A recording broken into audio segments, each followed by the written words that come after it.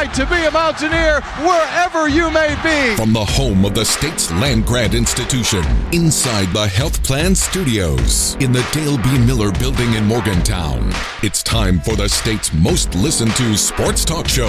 This is the CityNet Statewide Sportsline. CityNet, cybersecurity experts for the digital age.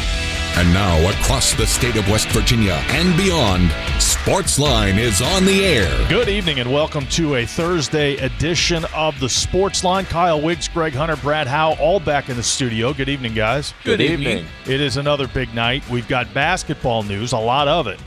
A future recruit, or a recruit for a future year, got a commitment there, and another player out of the portal for West Virginia for next year. So, obviously, we'll dig deep into that. Greg, we've been wanting to do depth chart talk all week, but it's been a baseball week. We've talked baseball pretty much all week. So much, but if we have some time, if we get allowed, we'll run through a little bit of thoughts of the depth chart, but there's also a lot of news up in Pittsburgh that we want to touch on. It is draft night, and the draft is in Pittsburgh, and we've got a special guest, someone who's right down there in the middle of it.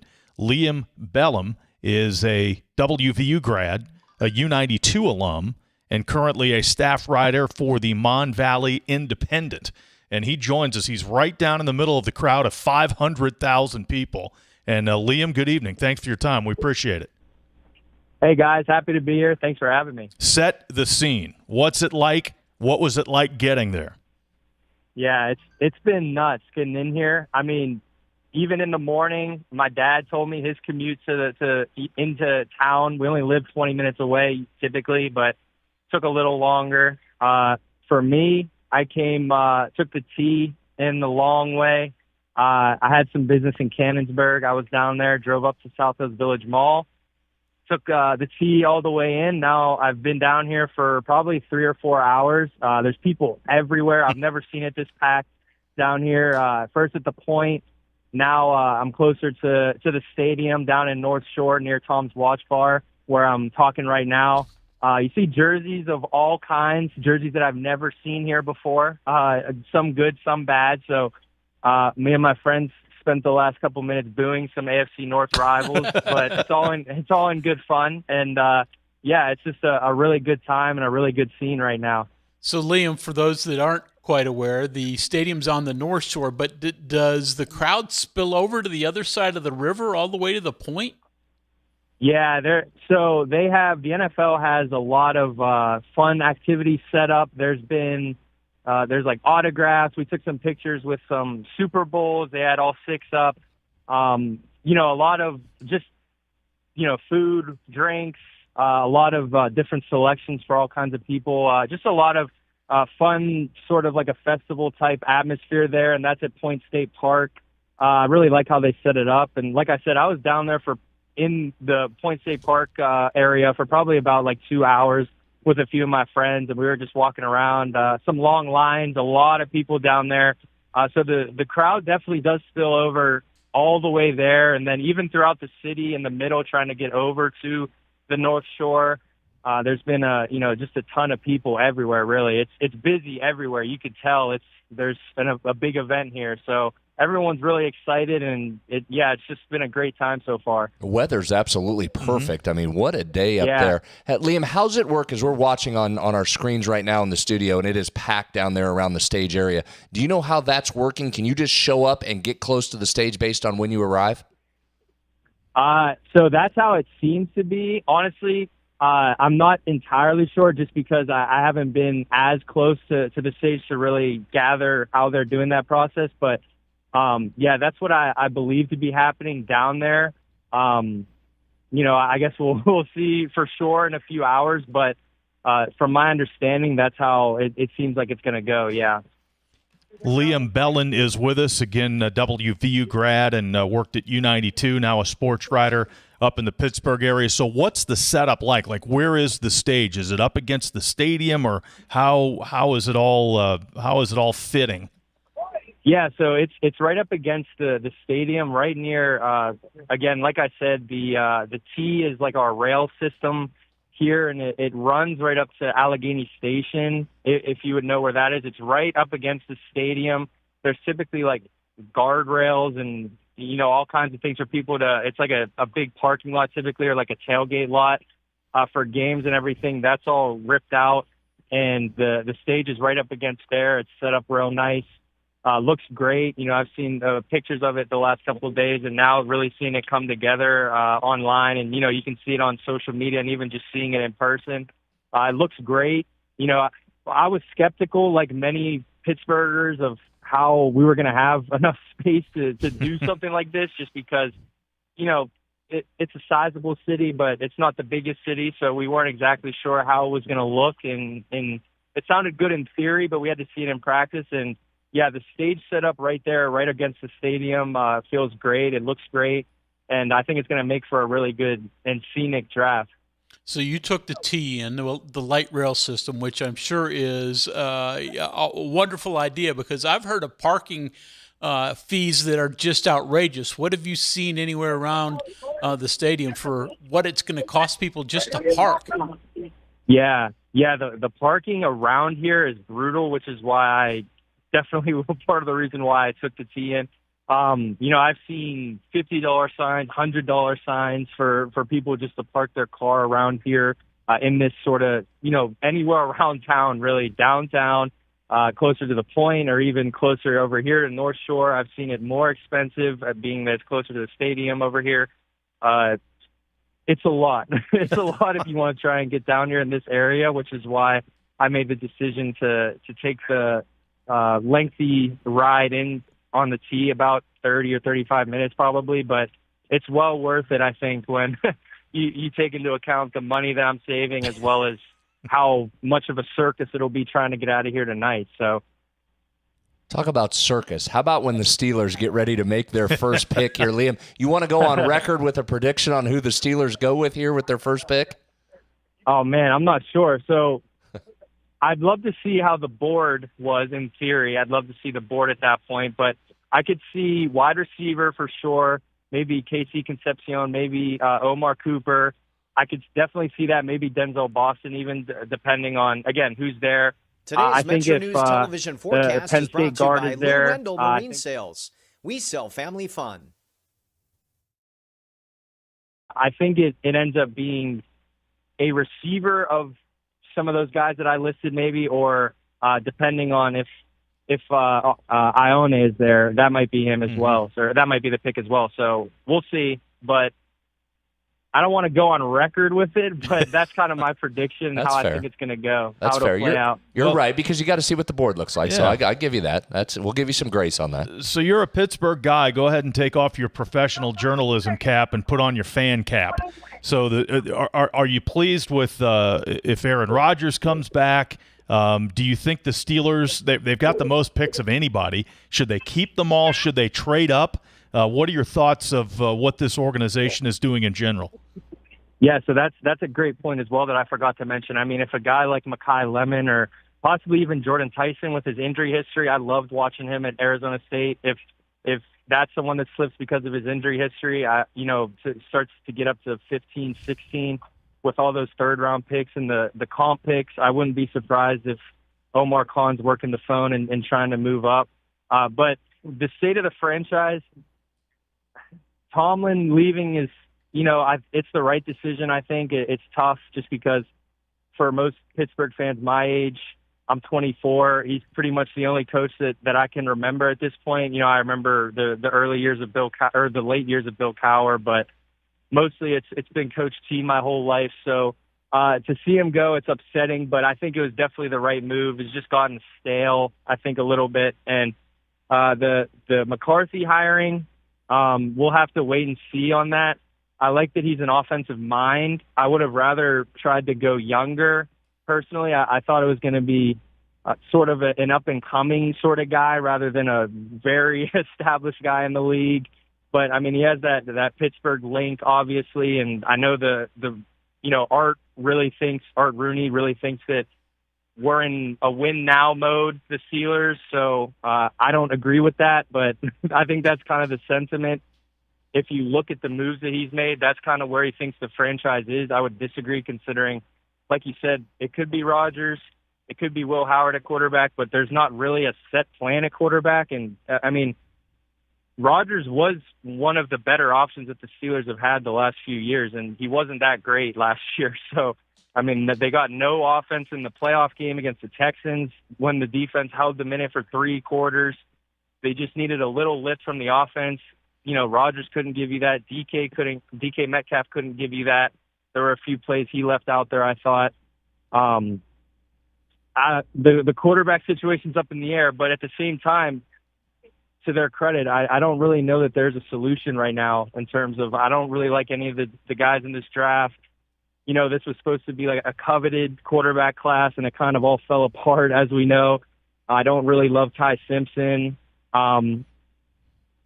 You don't want to waste a pick on a quarterback like you did with Pickett a few years ago, so that can be detrimental, obviously, to the franchise. So it may be Rodgers, it may be Will Howard, you know, it may be a mid-round guy and they battle it out. But again, bringing McCarthy in kind of puts you in a win-now mode, and I don't know that the quarterback situation caters to that. But I will say I'd trust McCarthy more than I would Tomlin with a young quarterback. So maybe if they work something, they draft a Nussmeier, a Drew Aller, or someone of that, Carson Beck, and they like him, and you know maybe he wants to work with him. Then I guess so be it. Oh, you see how excited he got there when we let him be a fan? He's going. He's tuned in there. Liam, we appreciate your time. Stay safe down there, and hopefully you'll get out okay and enjoy yourself. And we really appreciate the scene setter, and we can feel the excitement there for the draft in Pittsburgh. Thank you. I'm glad, and I'm very excited for the draft, and thank you guys so much for having me. I appreciate it, and yeah. All right. Thanks a lot. Thank you very much. Liam Belan there, staff writer at the Mon Valley Independent and a WVU grad, U92, right in the middle of 500,000 people in the draft. What an absolute circus down there that is, right? And again, we're watching some of the scenes here on TV right now. When the Steelers go to pick, man, it is going to be a zoo. A zoo, Hunter. I wouldn't. I can't imagine how much money it'd take for me to get in the middle of that. Yeah, we've aged out. We're too old for that. If you would drive me, I would go. I do not want to drive into it and navigate. If you would say I would drive you and drop you off, I'd go check it out. For something like that, I think we've aged out. Now, having said that, we're going to go up Monday and do a show from the baseball stadium. And with the Pirates playing the Cardinals, that's more our speed. That will be less of a circus. Yeah, much less so. A little bit more our speed. All right, a lot of basketball talk. We'll get to it. 304 Talk 304. That's the text line. This is the CityNet statewide sports line. We're in the Health Plan studio since 1979. The Health Plan is called West Virginia home. From humble beginnings, they've grown alongside West Virginia, becoming part of its fabric. For over 4 decades, they've been here through thick and thin, supporting local families and businesses, proudly serving West Virginia for over 40 years. The Health Plan. We are there for you, to care for you at the Health Plan. We are here for you. For over 4 decades, we've been rooted deep inside West Virginia. Through thick and thin, supporting local families and businesses. Proudly serving your neighborhood since 1979. Your trusted partner in the community. The Health Plan. We are here for you. Answering a text or phone call while driving. Seems pretty harmless, right? But in the 5 seconds you took your eyes off the road to respond, you missed the girl riding her bike across the street. You missed the dog who darted into the road. And you missed the stop sign. And while it was just a ticket this time, it could have been worse. In fact, more than 700 people are injured in distracted driving crashes each day. Keep yourself and others safe. Don't drive distracted. Just drive. This message was brought to you by the West Virginia Governor's Highway Safety Program. Ready to make this boating season unforgettable? Head to Lou Wendell Marine Sales, family owned and operated for over 40 years and West Virginia's largest Avalon pontoon dealer. Lou and his sons are boating experts from sales to service to repairs. And right now, their lot is packed with incredible inventory and some of the best deals of the season. Because they don't just sell boats, they sell family fun. Visit LouWendellMarineSales.com today. Boating season is almost here. Live from the Health Plan Studios, the CityNet statewide sports line returns in 2 minutes on MetroNews, the voice of West Virginia.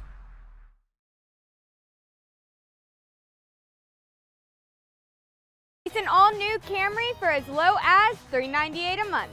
All-new Tundras now up to $8,000 off.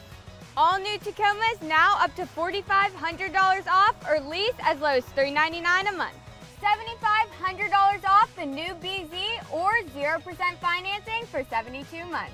We've got a Toyota for you at Dan Cava Toyota World in Fairmont. Shop the world. You know CityNet is West Virginia's leading technology company. Whether we're managing IT infrastructures, protecting the critical data and networks of our region's businesses, or providing fiber broadband, TV, and phone services, we are your go-to experts. We're also a strong partner in the communities in which we serve. CityNet, your trusted technology partner. Learn more about us, visit citynet.net. Looking for a show that talks about everything? You found it. By the way, I'm really happy to talk about this as opposed to Ryan's opinion that being a sports fan is a bad thing. He said that it kept him from being stressed about it, not that it was a bad thing, that they didn't have the stress. And, I mean, I've seen you pace. Yeah, you're only 30 and you look like that. So true. So Join Dave Weekly and Coop weekdays for Hotline on MetroNews Television.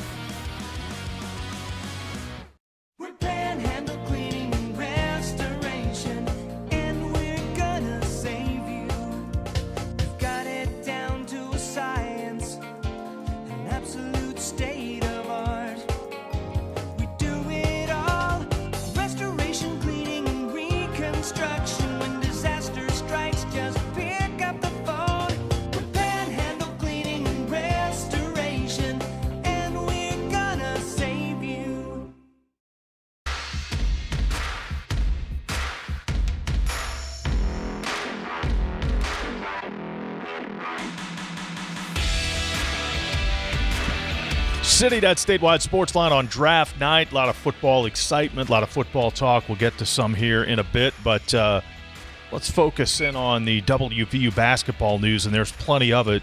A portal addition, Florida State transfer guard Martin Somerville committed to West Virginia. 6'3" sophomore, averaged 8 points, 3 rebounds, 2.5 assists per game this year. Had a high-scoring game of 23 against Virginia Tech.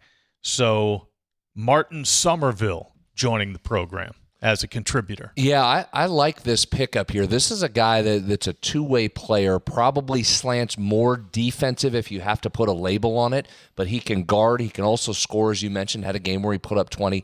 Great locker room guy is what I'm told. They love his demeanor. And again, that's part of the Ross Hodge culture, is bringing in guys that'll buy in and get it. So he's got a lot of that. And I'll give you some numbers here to back up some of his play. So he was at UMass Lowell first his freshman year, then to Florida State, and then on to West Virginia for this coming year. Better three-point shooter in his first year. His three-point shot took a dip this past year, but he was a nearly 40% guy from three in his first year, so he does have the ability to shoot it. Here's what you like. 2-to-1 assist-to-turnover ratio last season in the ACC. That's a good start. How about this number, Greg? If you've ever had a Ross Hodge stat, I think it's this one. He was in the 94th percentile when it comes to steal turnover ratio. And I know that's a number not a lot of people use, but the ratio of steals to turnovers, 94th percentile. So he's a guy that's going to get some picks defensively and doesn't turn it over a lot offensively. That's good for a combo guard. He can really play any position. You can really even use him as your third guard if you're going with a smaller lineup as well. Just straight steal percentage, he was in the 89th percentile nationally. So this is a guy that's going to mix into your rotation. You're happy to have him in there. He can score if he needs to, but really this is going to be a good defensive player that you're going to look for an on-ball defender. You need a guy to lead you in the backcourt. As it sits now, maybe some more additions, but Somerville certainly fits that bill here early in this class. He's got a little bit of length to him for a guard, right? 6'3", 190-ish in that range, so has a little bit of size for a backcourt presence. But he's not the only announcement today in West Virginia's recruitment for another guy who's coming in this year. Yeah, who was just here this week. That's four-star guard Keontae Graybear comes in, listed it from Texas. has a Native American background, and West Virginia is certainly getting quite the pipeline there, aren't they? Raekwon Battle into Trayson Eaglestaff into Keontae Graybear. This kid can score. And I think the way to look at this guy is a really talented dude. I mean, you look at the list of people that were involved, Kansas, Texas Tech, go right to Oklahoma State was involved. A lot of Big 12 schools involved in Keontae Graybear. Again, visited West Virginia earlier in the week, was out at the baseball game earlier this week, saw him and got a chance to talk with him. He's a guy the best way to look at him, guys, is a replacement for Kingston Whitty, right? Mm-hmm. Kingston Whitty looked at the class coming in and said, I think I'm going to go somewhere else and try and get some more playing time somewhere else. I think this is a spot that you slide in Graybear to replace that Kingston Whitty, add another guy into this high school class, and certainly will compete for playing time. But I think as you look at the rest of this roster, you don't expect him to step right in and be a starter or your sixth man. See how he develops when he gets here. But a guy that's been a really talented scorer at the high school level, put up 40-plus in a game this season and has played some high-level basketball. So he's in the mix to get minutes. So where does your rotation stand right now? Are you up to 6? No, let's see. Let's go through that. So you have 3 guards that you know are right now playing. Miles Sadler's going to get the ball right out of the gate and be your guy. Finley Bizjack and Summersville are locked in the backcourt rotation. In the front, assuming the waiver comes through for Javon Buchanan, he's one of your front court players, and then Mo Sela is locked. Beyond that, Lou Diem's going to compete for time, but he's got some work to do. Graybear certainly is going to have an opportunity to compete some time, but he'll have some work to do when he arrives on campus to work his way into the top 7 or 8. So you're, what I named, 5 right there that you feel pretty comfortable with. Set guys that need some work to the side for a minute. You're still 2-3 rotation spots from filling out this class, I would think. And a lot of it sounds like front line. Yeah, I think front line now. You'll take another shooter if you can get it, or a really talented scoring guard. So I wouldn't close the book on the backcourt, but yeah, you're going to start to see some bigs come into the mix here a little bit. And I know we're going to, we were joking about it before in the Brennan Lorient situation, Trayson Eaglestaff situation, but the NCAA keeps pushing forward with this 5-for-5 rule. Who knows exactly where that's going to go, but that's not just a pipe dream anymore. Yeah, the NCAA is really pushing it. We said the other night, guys, it's about as fast as I've seen or as hard as I've seen the NCAA push on any single issue in a long time. I just find it hard to believe. It is end of April right now. Most of the teams have spent the bulk of their NIL money, or at least if it's not officially spent, they're in deep discussions with the last pieces to their class. You drop that in now. Now, listen. The NCAA is not opposed to creating absolute utter chaos with decisions it makes. So don't rule anything out. It would still, guys, surprise me a ton. Doesn't the most sense to this is if you're going to grant it or vote for it to go through, which I think that's a reasonable assumption now as fast as it's moving, it makes more sense to start with the group that is seniors entering next season, doesn't it? I mean, you are just opening yourself up for a ton of problems if you grandfather it in. From a West Virginia perspective, man, I would love to see that happen and have a chance to bring back one or both of Brennan Lorient and Trayson Eaglestaff. You talk about your final couple position pieces or rotation pieces. Man, you're talking about a top 20 preseason team if you were to get one or both of those guys. I still think that's a pipe dream. I reserve the right to be wrong because anytime you predict what the NCAA is going to do, you probably end up it's a fool's errand. But that would surprise me if you can get current guys grandfathered in, but we'll see where it goes. So Martin Somerville, Florida State transfer, and freshman-to-be Keontae Graybear join the program. Both of those made official today. It's wild. The college basketball's turned into the NFL. They're finding a way to have discussions every month of the season, aren't they? I mean, we're literally almost May, so we're likely going to go into May, and we'll still have a discussion about additions, and then you're going to start practice in June. You're literally going to hit every month throughout the year for college basketball. Crazy. 304 Talk 304, texter about the draft. I live in Charleston, thought seriously about going to Pittsburgh for the draft. I have a place to stay in Morgantown, but looked at Airbnbs last summer to see if I could get closer and not suffer the drive and paying for parking. Downtown Airbnbs going for over $3,000 a night in Pittsburgh. And Greg, you said something about a hotel room that was up close to $1,000. Yeah, if anyone has been to the Rivers Casino or at least knows where it is, it's just a parking lot away from Acrisure Stadium. I have a niece, actually, who's getting married there in a couple of weeks, and we're going to be staying there. And the group rate for hers is $189 a night. Okay, it's a little pricey for me, but that's not outrageous. $9.99 a night for the draft through these next couple of days. It's amazing what they've turned this into, right? What an event it has become. It's for people that are really into it, the super fans. This is like the Super Bowl. You've got to be there, and the betting that surrounds this is really big. One quick thing here: you're not going to a break here right away, are you? Go ahead. So one interesting side note, we haven't talked about this, guys, that has a state of West Virginia angle to it, and your alma mater. Cam Rice is a guy that went to Morgantown High, and what an unbelievable story he is. Cam Rice is going to have a shot to either get drafted or at the very least be an undrafted free agent. He's going to be in a camp, and that's a remarkable story. Many that listen know his mom, Lori Rice, who is longtime administrative assistant for the head coaches at West Virginia, going all the way back to Coach Nealon and everyone through that. She raised Cam and brother Caden and have got them and got him to the precipice of being in an NFL camp coming this spring. It's really a remarkable story, and especially for a guy that played some quarterback, Greg. Late in his high school career at MHS, defensive tackle, and he took a route that we talk a lot about now, and it was non-traditional at the time. Comes to West Virginia as a walk-on, stays 1 year. Transfers out, goes to West Liberty where he can play, becomes a dominant defensive lineman at the D2 level, Harlan Hill Award finalist, then goes to Ohio U, spends a year at Ohio U, then comes and has multiple offers last year, 16 to 20 different Power 4 offers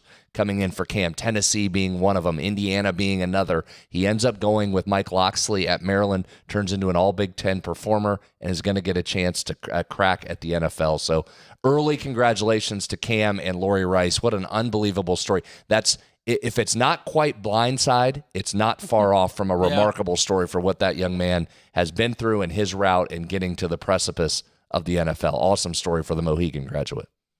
304 Talk 304, that is an incredible story. I was having seen him play in high school, and you're right, it worked out perfectly.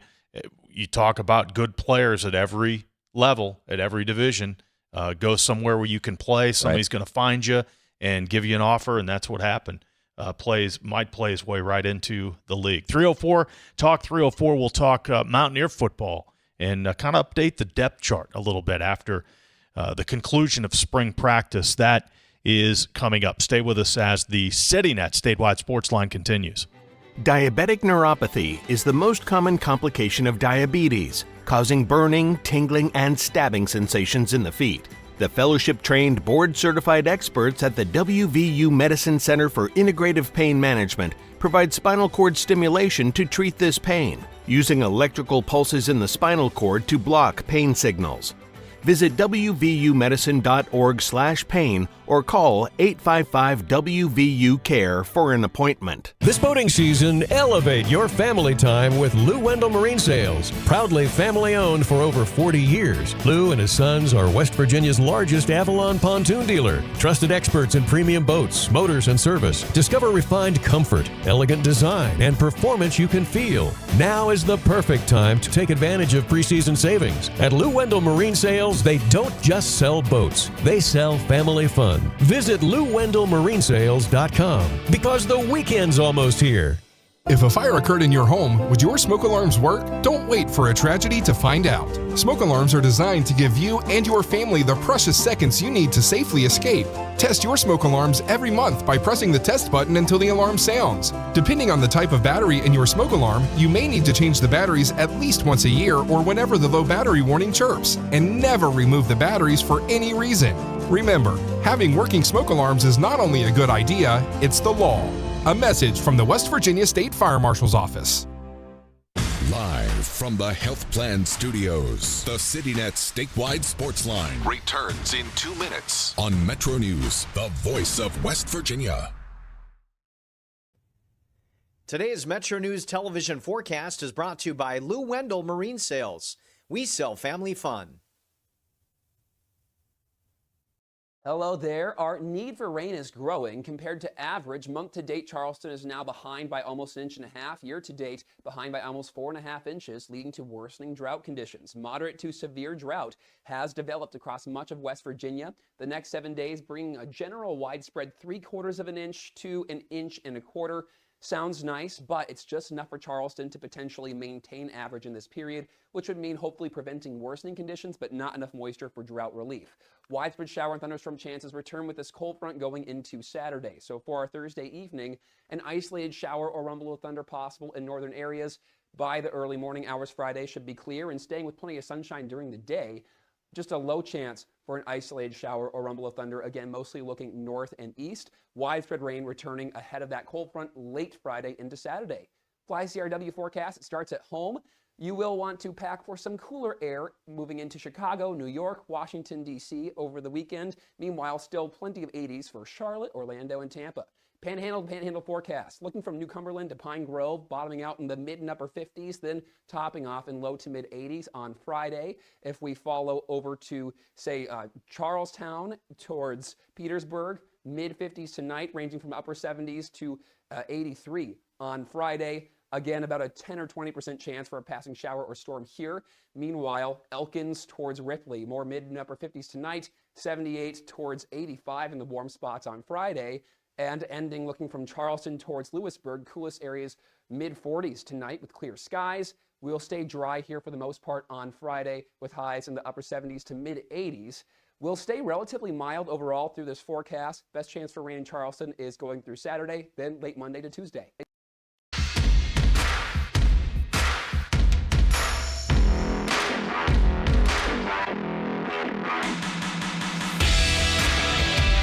Sportsline Thursday night. Tomorrow night, we're scheduled to be joined by Caleb Wilson, senior golfer for the WVU golf team. They're headed for the Big 12 Conference postseason tournament, and obviously playing with momentum and playing with confidence after what they did at their own tournament a couple of weeks ago. So that's tomorrow night on the Sportsline. Depth chart following spring practice. How much has it changed? I know the media didn't get a chance to watch much, but through the course of the 15 practices and the 15 news conferences with Coach Rodriguez, you kind of glean some things. So let's start on offense. Quarterback, is it 50-50, Michael Hawkins and Scotty Fox, or is Hawkins maybe kind of edged out in front of them? If I had to put an edge, it would be Fox, but it's 51-49. I mean, there's not a whole lot of difference. I mean, they're very, very close, and it's going to be an interesting August as they battle. And again, I see no reason that they'll name anybody as a starter until maybe they go out there to take the first snap against Coastal Carolina on September 5th. Is there a chance the freshman Hewley's number 3? I wouldn't think so. I mean, just again, my perception. I mean, he admittedly he had a couple of really impressive plays and runs, but I think Max Brown is certainly good enough, and I thought he played really well in the spring game, that he can be a strong number 3, and thus you can save red shirts for your two true freshmen. And don't forget, they got another one coming in the summer in Wyatt Brown. Matt Hawkins is really the prototypical rich quarterback, though. His ability to throw it, but then also tuck it and take off, I think that's going to be a hard one to beat out.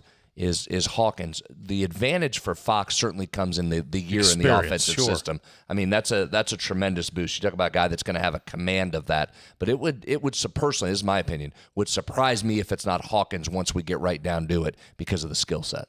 All right, running back Cam Cook, the clear number 1, a Mary Latimer, a freshman, the clear number 2. How do they line up after that?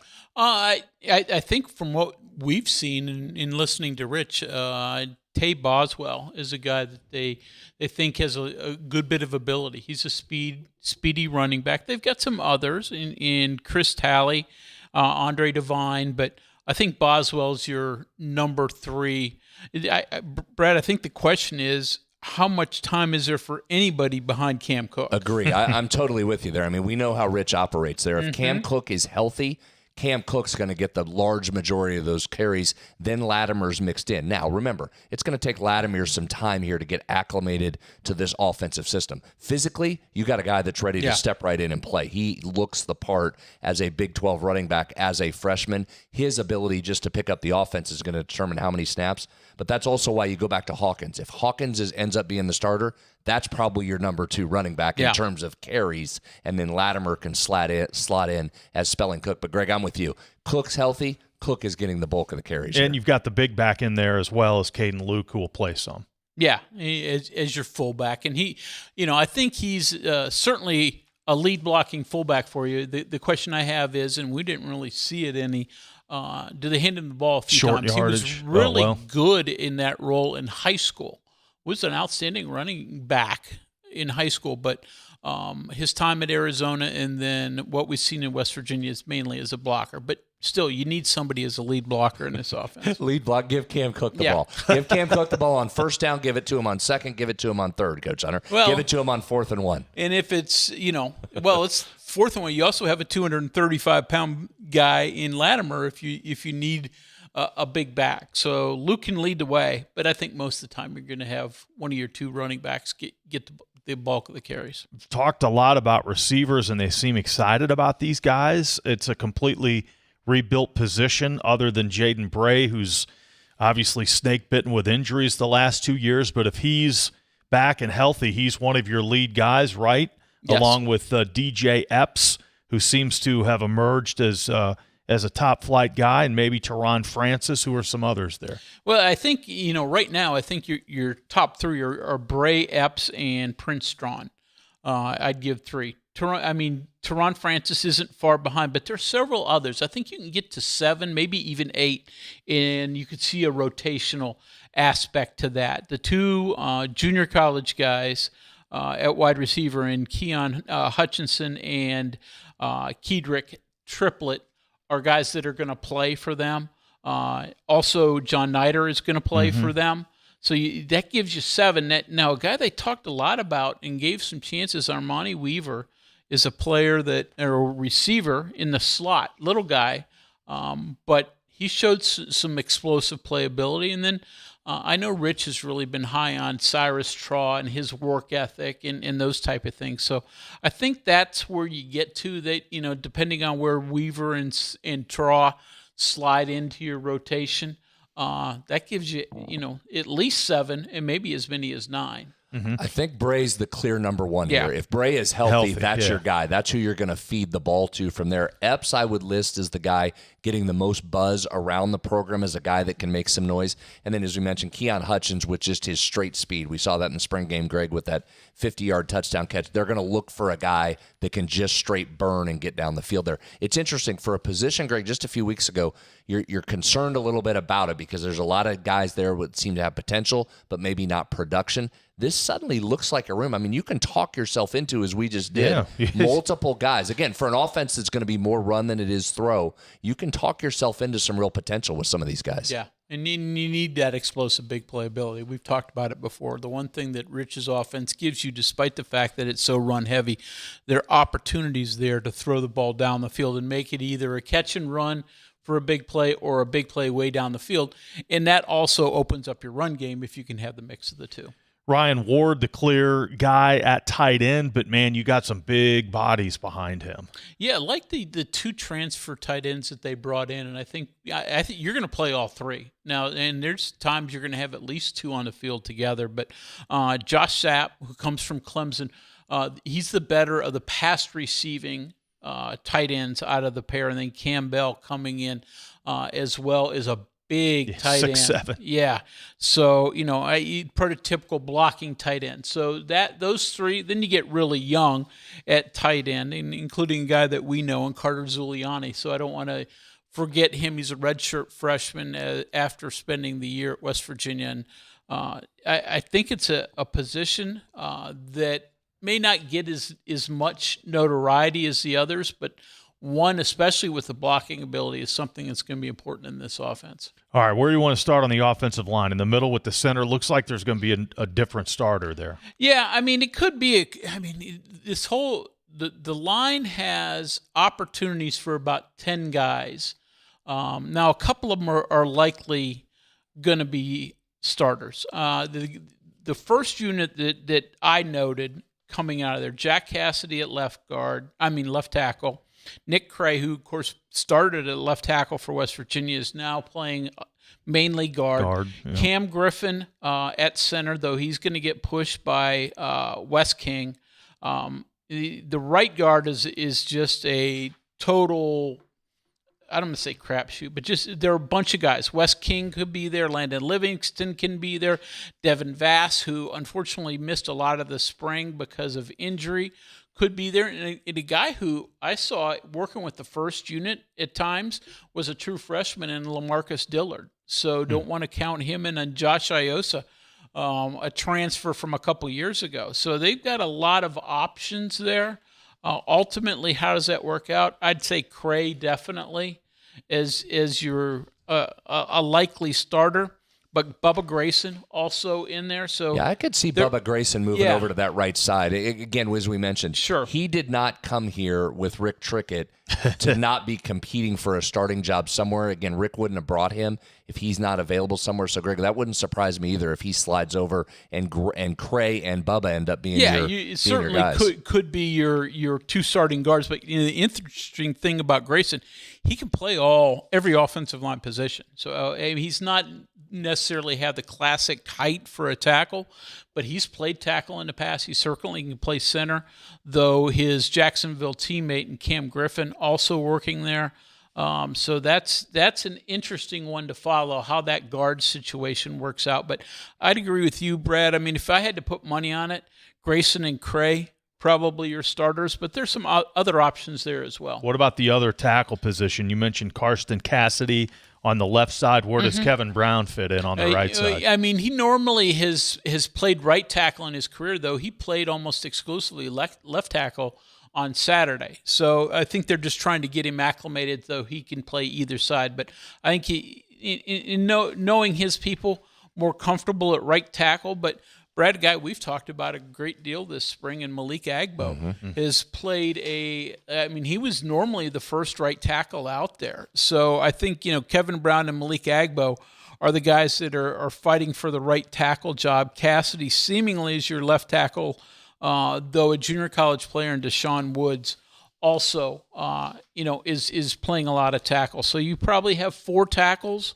and I'd say 5 interior guys. Agbo has really come up. We talked about him last year. He showed a lot of potential last year, the transfer from Texas. Just didn't have the weight last year. He had switched to tight end late in his Texas career before coming in. If you look at him now, he's gained some weight. He looks like a lineman, not like a basketball player out there playing offensive line. So I think you're going to see Agbo in the mix. And listen, there's no doubt. I don't know if it's a day one starter. Kevin Brown's in the starting lineup somewhere. There's going to be a spot for him. He'll work his way in. Whether that's game one or not, we'll have to see if Rick Trickett's comfortable putting a true freshman out there, right? Greg, we've broken the seal on the true freshman, but I don't know if you've broken the seal on Rick Trickett starting a true freshman, but Kevin Brown is going to be in that starting lineup sooner rather than later. Even Zach Frazier did not start the first game.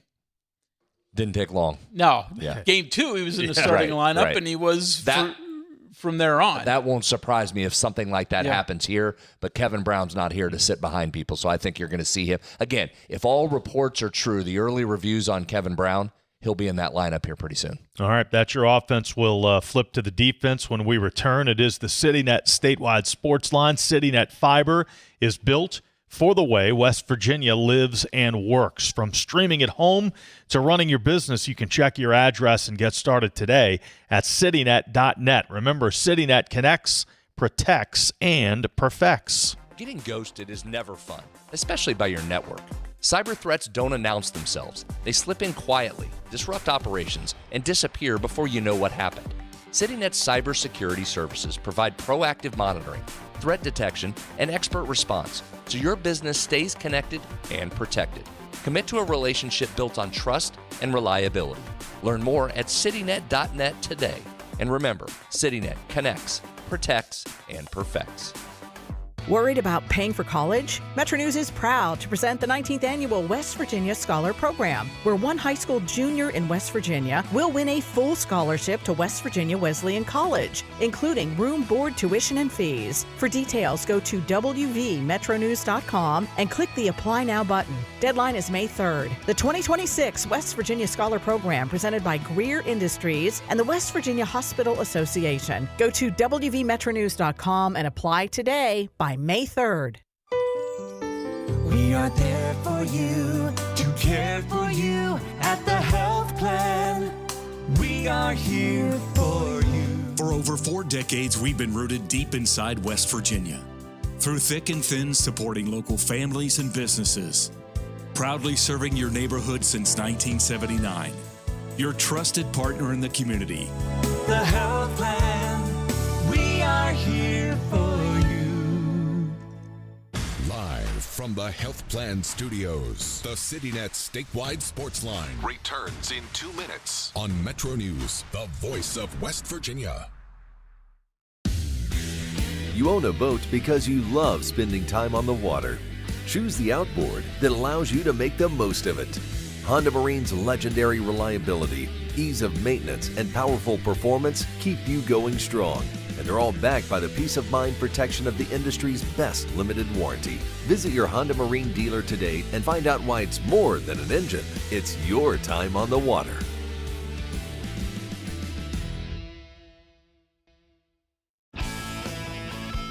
What do you know about hot dogs? Because we've been all about hot dogs this week. I love hot dogs, and I love them with Miracle Whip. Oh, God, I forgot. Never mind. I forgot and about onions. this.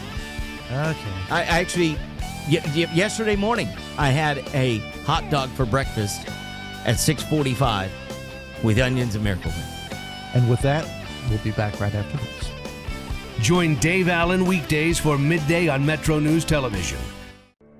You know CityNet is West Virginia's leading technology company. Whether we're managing IT infrastructures, protecting the critical data and networks of our region's businesses, or providing fiber broadband, TV, and phone services, we are your go-to experts. We're also a strong partner in the communities in which we serve. CityNet, your trusted technology partner. Learn more about us, visit citynet.net.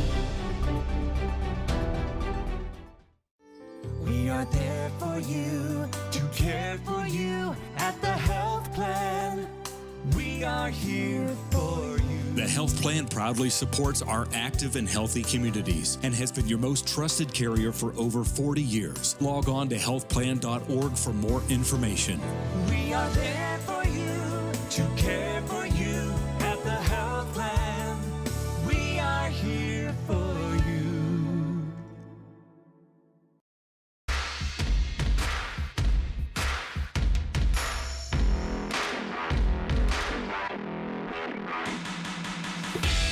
So we had a impromptu production meeting during the break, and we've decided to leave the defense for tomorrow because we went about 20 minutes on the offense, which was great information, Greg. Thank you. We appreciate that. But we're down to about less than 5 minutes left in the show. So instead of racing through it tonight, we'll keep the defense for tomorrow.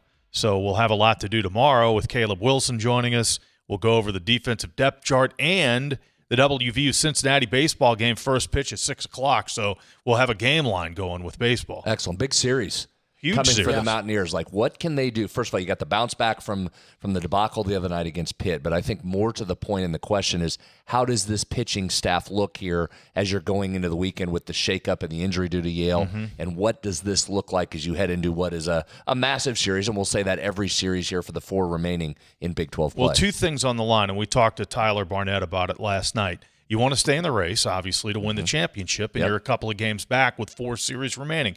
Very much doable. You've got straight up 3 against Kansas. Right. Second thing, you want to try to maintain that position to perhaps host a regional, and Tyler was under the impression that you need to win all 4 series flat out, and you probably need to sweep 2 of those 4 in order to inch your way back into that top 16. Yeah, kind of related, right? I mean, you go through and you win this Big 12 regular season, you probably feel like you're in pretty good shape. So, yeah, I would think those are 2 things that are correlated here as you come down the stretch. All right. Brett, did you get any information on when Maxiel may return? It doesn't sound like that is a definitive timeline. It's one of those where you're continuing to check. The prognosis is good. It's not one of those where you have to shut him down. But, no, it doesn't sound like there's a definitive timeline right now that's out there. So Ian Korn goes tomorrow, and then Dawson Montessa pushed back to Saturday. That's the pitching plans. Texter brought up Akeem Mesidor. Man, did it seem like forever that he was here?